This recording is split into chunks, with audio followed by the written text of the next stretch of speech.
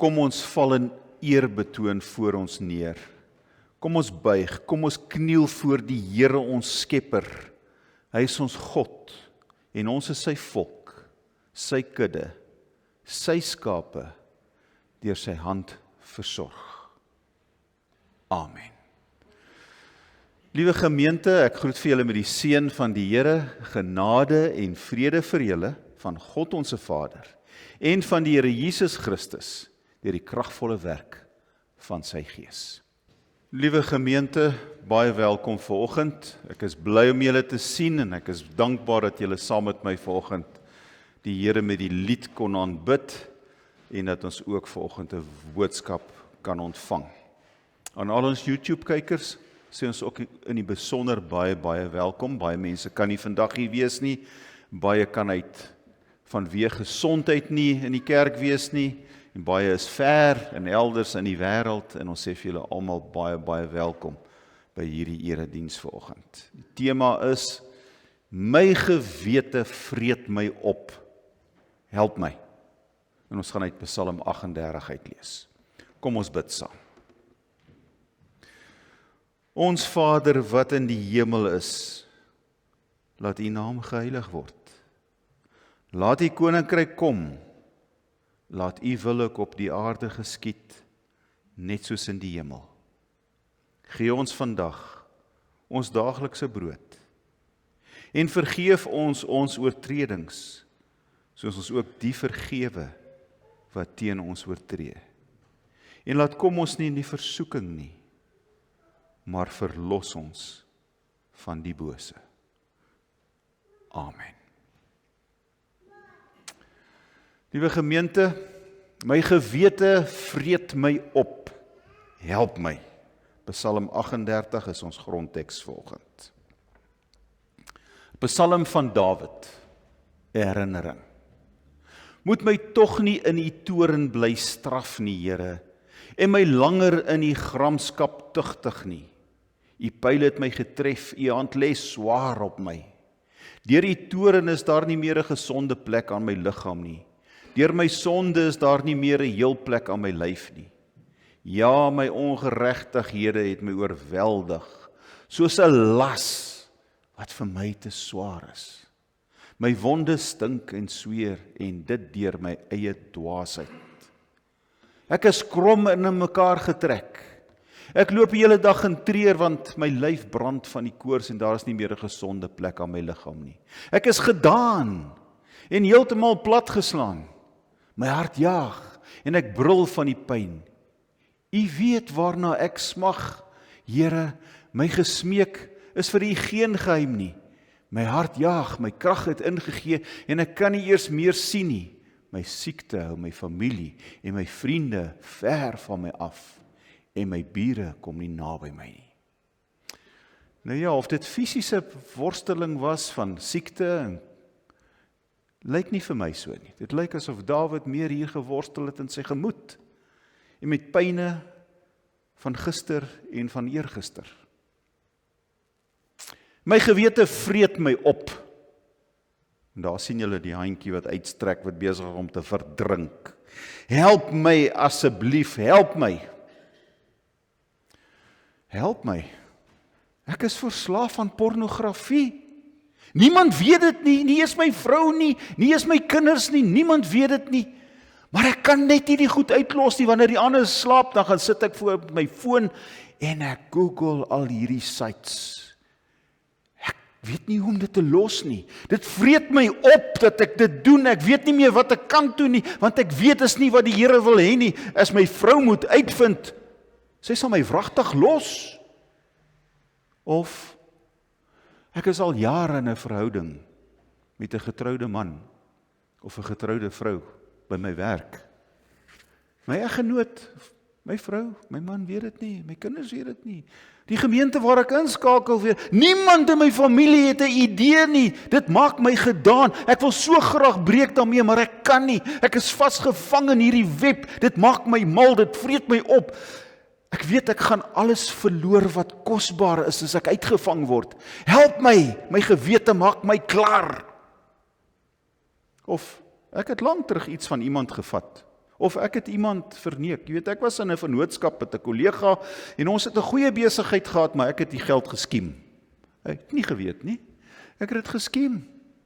En ek het myself verryk.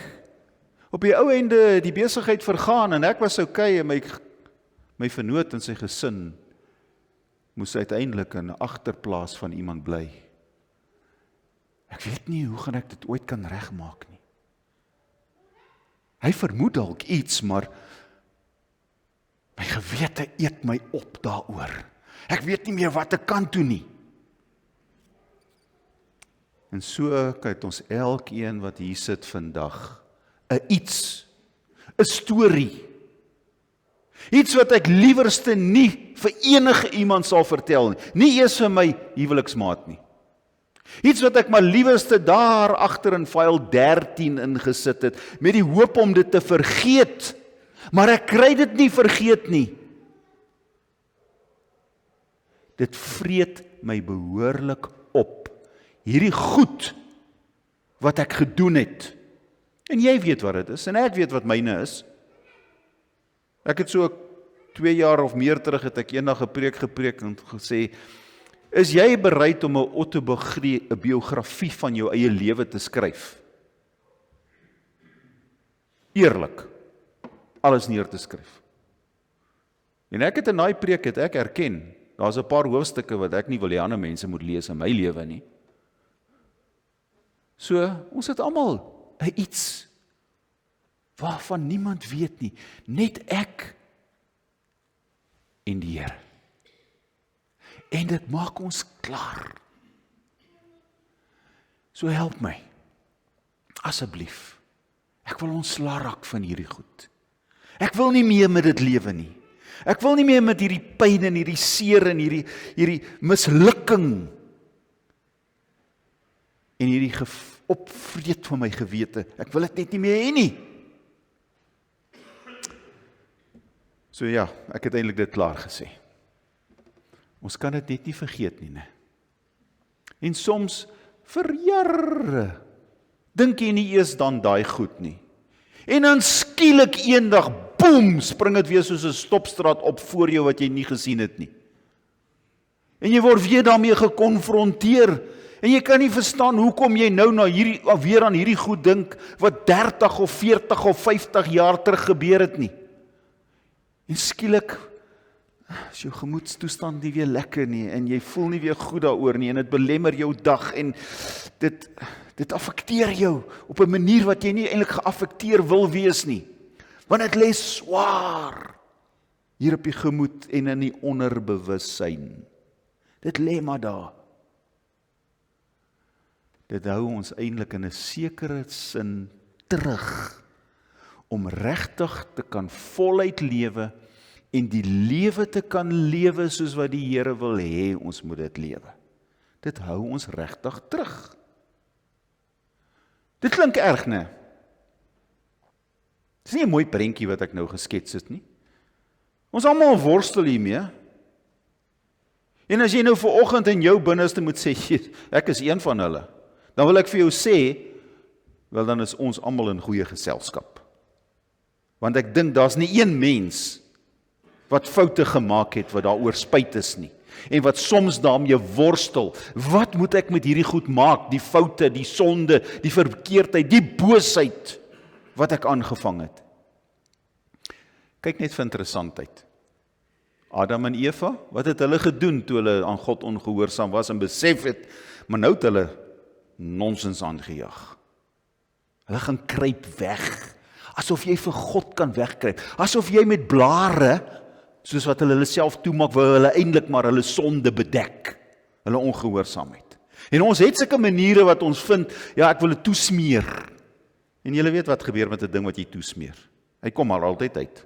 En miskien is dit die probleem hoekom my gewete my opvreet, want ek wil dit toesmeer met so 'n ou laagietjie wat net nie werk nie. Want kort dan pop hy maar weer so uit.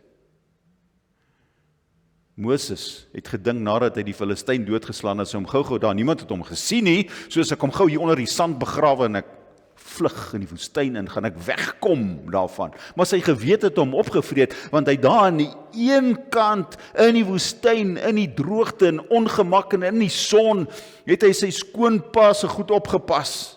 Gedink hy kan wegkom van alles en almal. Weet, die lijk sal daar bly. Maar die gewete het hom gevolg. En dit het hom laat wegkwyn as 'n mens. Dink maar aan Josef se broers. Die gewetenswroeginge wat hulle gehad het nadat hulle broer as 'n slaaf verkoop het. Die leuns waarmee hulle moes saamlewe. Pa, sorry man, 'n wilde dier het hom verskeer. Hier sy kleed met 'n lammetjie se bloed bedek het. En hoe hulle deur die worsteling gaan en hoe hulle hom uiteindelik in die gesig moes kyk en in skaamte en hom om vergifnis moes vra. Nie geweet het, gaan hy hulle in die tronk gooi nie, gaan hy hulle doodmaak nie, want hy is amper tweede in bevel in Egipte. Kyk maar, Dawid leef in skuld. Gaan lees Psalm 51 en sien Dawid se worstelinge. Ek meen, hy het Batseba gesien, hierdie mooi vrou. En hy het haar begeer, en hy het haar na sy paleis toe laat kom, en hy het by haar geslaap, en sy het swanger geword. Hy het 'n krisis, aan 'n man se vrou. So toe het hy maar beplan, sit hom, Joas, my generaal, sit hom op die voorpunt, dat hulle hom kan uitwis. Dan is my probleem opgelos. Maak sonde met sonde toon, leuns met leuns, en dis mos wat ons doen. En sy gewete vreet hom op. God laat hy kind sterf.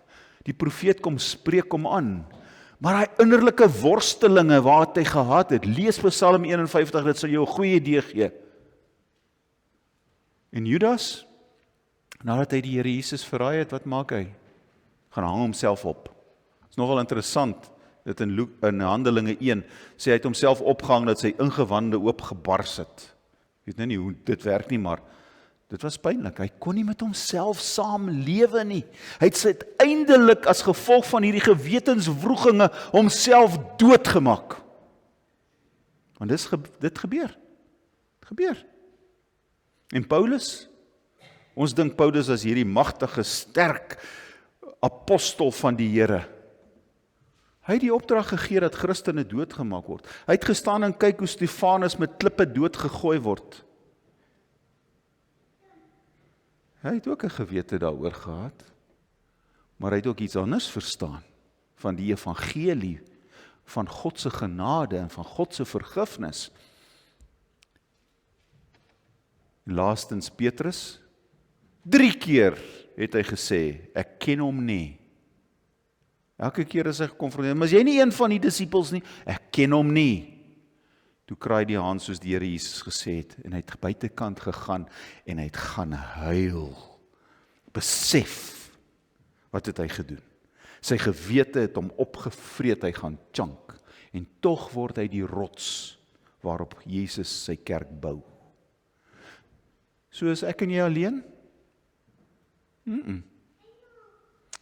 Ons het baie mense, wat met my en met jou kan identifiseer, wat sit met hierdie einste krisis en probleem in ons lewens. My gewete vreet my op. Wat doen ons met ons skuldgevoelens? Of wat doen dit aan ons liewerste? Jy begin aan jouself twyfel. Jy het 'n gevoel van mislukking. Ek het gefaal. Ek het gefaal in myself.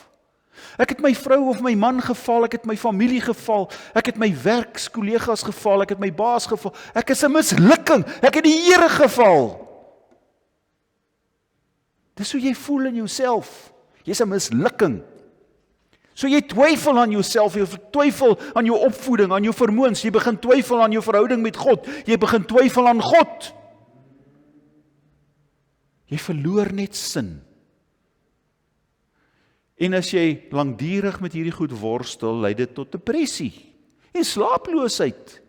En ons weet wat depressie aan jou kan doen, en wat dit uiteindelik kan doen, soos Judas, vat dit jou grond toe, en uiteindelik is daar vir jou niks meer lig nie, geen niks wat jy sien nie, geen uitkoms wat jy kan sien nie, en jy voel dat die beste opsie is om my eie lewe te neem.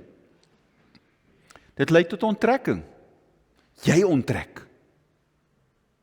Maar dit lei ook daartoe dat mense sien, maar hier's fout met iemand. Dis nie 'n aangename mens om mee te kommunikeer nie. Dis nie 'n aangename mens om by te kuier nie.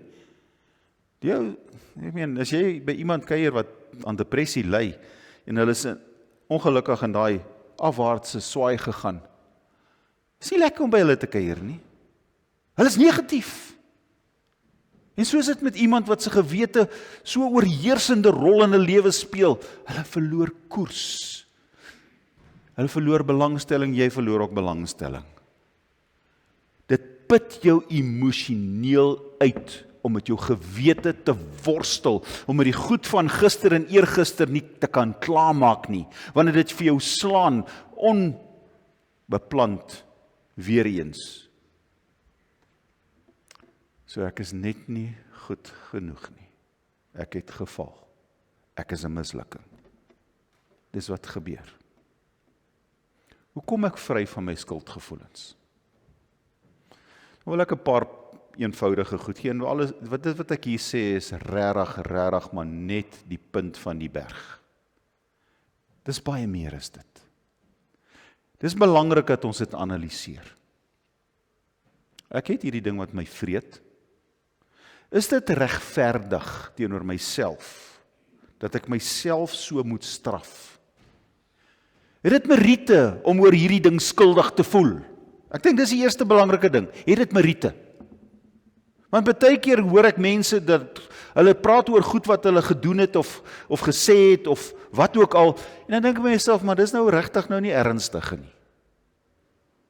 Dis regtig nie ernstig nie. En 'n mens hoef nou nie daaroor te worstel om nou maar in eenvoudige taal te sê, ek is seker 99,9% van alle mense het dit al gedoen of gesê.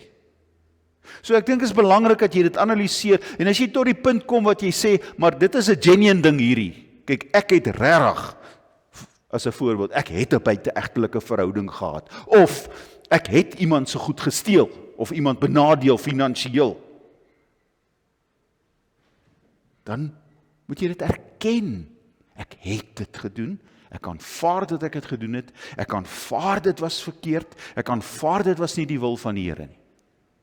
En die tweede punt is, bely dit. En as dit moontlik is, bely dit teenoor die persoon wat benadeel is. Maar nou weet ons, soms kan jy nie. Of die persoon is dood, of hulle is weg, of hulle bestaan nie meer nie, of hulle sit iewers in die buiteland. Of jy weet, sou ek dit nou uithaal, gaan ek dalk tronk toe. As ek dit nou vertel aan my lewensmaat, kan dit dalk my huwelik vernietig. So ek sê waar moontlik. En dis hier waar die realiteit en die denke ook moet oor intree. Soms is dit beter om dit te begrawe. Soms is dit beter. So dis nog daar, as jy dit begrawe, né? En as jy dit wel teenoor mense bely het, en hulle sê vir jou, Willie, dis okay. Moenie worry daaroor nie. Ons het al vergeet daarvan. Maar lyk nie of jy dit al vergeet het nie. Ons vergewe jou. Ek vergewe jou. Aanvaar dan die vergifnis van die ander party. Aanvaar dit. Gee 'n handdruk, gee 'n drukkie en aanvaar dit en gaan in vrede daar weg. Moenie in die verlede lewe nie. Isak de Villiers het so mooi geskryf, bou 'n muur om elke dag. Jy het vandag. Môre kom nog, hy is nog nie hier nie, jy kan niks aan hom doen nie. Gister is verby. Wat kan jy in hom verander? Jy kan niks aan gister verander nie, is verby. What is said, what's done is done. Nee, so eenvoudig soos dit. Jy kan niks aan verander nie. So aanvaar jy het foute gemaak. Aanvaar jy het goed gedoen. Aanvaar dit, ja, dit was sleg, maar ek het dit gedoen. Ek erken dit, ek aanvaar dit, ek kan nou niks meer daaraan verander nie. Al wou ek hoe graag, maar ek kan nie meer nie. En hoekom? Want die Here Jesus Christus het aan die kruishout vir jou betaal vir al jou sonde, vir al jou boosheid, vir al jou krap, vir alles wat jy aangevang het hy voor volkome betaal. Hy roep uit aan die kruishout, hy sê, tetelestai, dit is volbring, dis genoegsaam vir jou, wat ek vir jou gedoen het, is volkome vir alles wat jy gedoen het. Al die goed wat op jou gewete lê, ek het jou daarvan bevry, ek het dit op my geneem, ek het dit vernietig, en daarom, jy is vergewe. Jy is vergewe. Jy is skoon gewas met my bloed. Jy is nuut gemaak. Jou verlede is uitgevee. Uitgevee. Dis wat Jesus vir jou aan die kruishout gedoen het. Dis volkome. Genoeg. En ek en jy moet dit aanvaar. Met al die goedjies van gister en eergister. Al die foute wat ons gemaak het. Hoe ernstig dit ook al was. Dis vergewe in Christus Jesus. En daarom, vergewe jouself. En dis 'n belangrike ding om te doen. Om jouself te kan vergewe. Ek het al vir julle vertel, een van my klasmaats wat ook nou moes aftree, het sy doktoraal gedoen op vergifnis. Sy aanvanklike plan was om op die kankerpasiënt dit te doen. Maar in sy gesprekke en navorsing met kankerpasiënte het hy agtergekom, maar hierdie mense worstel met groter goed as net die siekte. Hulle worstel met vergifnis. Vergewe jouself, want Jesus het jou vergewe. Dis 'n stuk troos. Onthou dit. As ek vandag vir Jesus Christus moet vra, as ek voor hom kon staan en vir hom sê, wat het ek alles aangevang? Kan u onthou? Gaan hy sê, nee, ek kan niks onthou nie. Niks, maar niks nie, Willie. Alles is vergewe, afgeskryf, uitgewis. Amper soos jy daai lertjie op jou e-mails delete. Weg. En as jy sukkel, en as jy dit nog steeds nie kan regkry nie, en as jy nog steeds worstel daarmee, kry hulp. Want God se bedoeling is dat jy as 'n vry mens moet lewe. Dat jy as 'n volkome mens moet lewe. Dat jy in vrede voor God moet lewe. Dat jy tot jou volle potensiaal moet kom. En as daai goed jou terughou, jou gewete jou terughou, en jy kom nie daarvan los nie, kry hulp. Gaan sien iemand. Ek wil tog net 'n paar belangrike tekste beklemtoon en daarmee sluit ek af. 1 Johannes 1 vers 9 wat ons almal so goed ken, en ek het hom nou 'n bietjie omgedraai, want sy betekenis kom vir my beter uit as ek hom omdraai. God is getrou en barmhartig om ons sondes te vergewe en ons van alle ongeregtigheid te reinig. Daarom kan ons sonde met vrymoedigheid bely. Alles vergewe, alles reinig hy ons van. Alles. Hoor julle? Alles. Psalm 103, barmhartig en genadig is die Here, lankmoedig en vol liefde. Hy sal ons sondes nie bly toereken nie. En hy gaan nie vir ewig toornig bly nie. Hy handel met ons nie volgens ons sondes nie.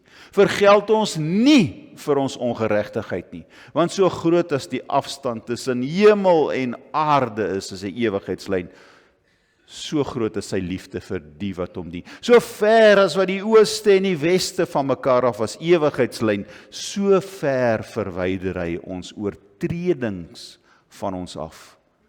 As God dan so met my werk, hoekom kan ek nie so met myself werk nie? En myself vergewe nie? En vir myself ook sê, ek is klaar daarmee. Skryf dit af. Kolossense 2 wat ons ook nou baie onlangs ook oor gepreek het. God het egter saam met Christus julle lewend gemaak deurdat hy ons al ons sondes vergewe het. Hy het die skuld bewys, die IOU wat ons met ons lewe geskryf het, met ons dade, het hy tot niet gemaak. Niet gemaak, hy skuldbrief. Deur dit aan die kruishout te spyker, het hy dit vir goed weggeneem. Kon nou ingesit het vir altyd weggeneem. Laaste enetjie. Hoeveel te meer sal die bloed van Christus ons gewete bevry van die las, van die dade wat tot die dood lei. Hoor julle daai? Hoeveel te meer sal die bloed van Christus ons gewete bevry. Hebreërs 9 vers 14. Ons gewete bevry. So wat daarmee, hy wil jou gewete skoon maak. Soos hy die sonde skoon gemaak het, maak hy ook jou gewete skoon. So vergewe jouself. So kan ek nog sê, my gewete vreet my op, as ek verstaan wat Jesus vir my gedoen het, is ek vry. Vry. Ja, ek sê volgend vir julle as julle dominee, ek het 'n paar lelike goed in my lewe aangevang. Ek is nie trots daarop nie. Maar ek sal nooit toelaat dat enige iemand 'n klip na my kant toe gooi nie. Want ek is vry. Jesus het my bevry van my verlede en van my dwaasheid, my sonde. Ek is vry en daarom kan ek in vryheid lewe en kan ek vir hom werk, want die toekoms lê vir my voor, nie die verlede nie. Amen. Ek wil 'n paar oomblikke van stil gebed gee, waar jy met die Here kan praat.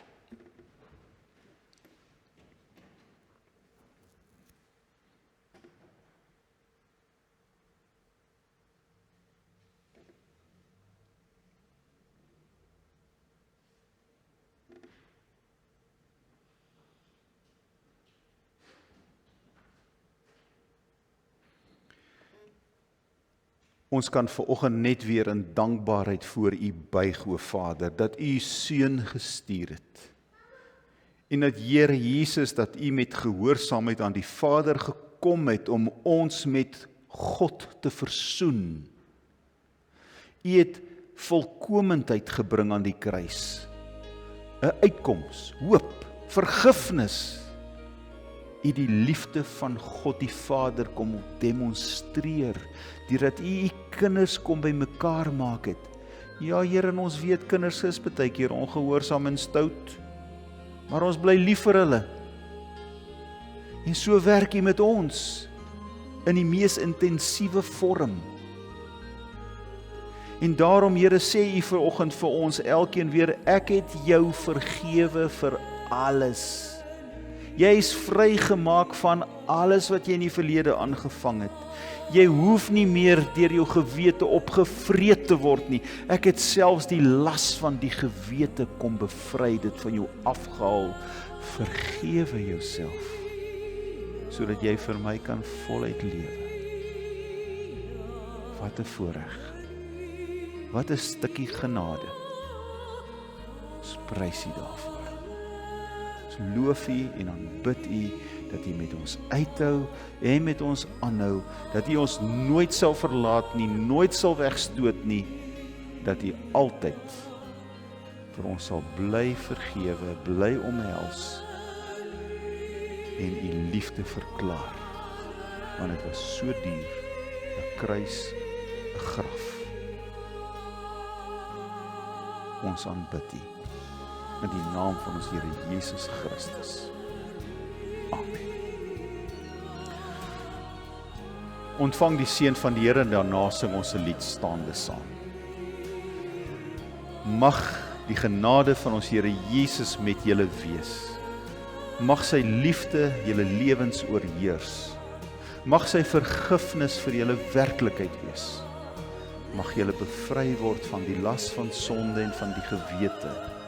Mag die Gees julle inspireer om die Vader te omhels in liefde.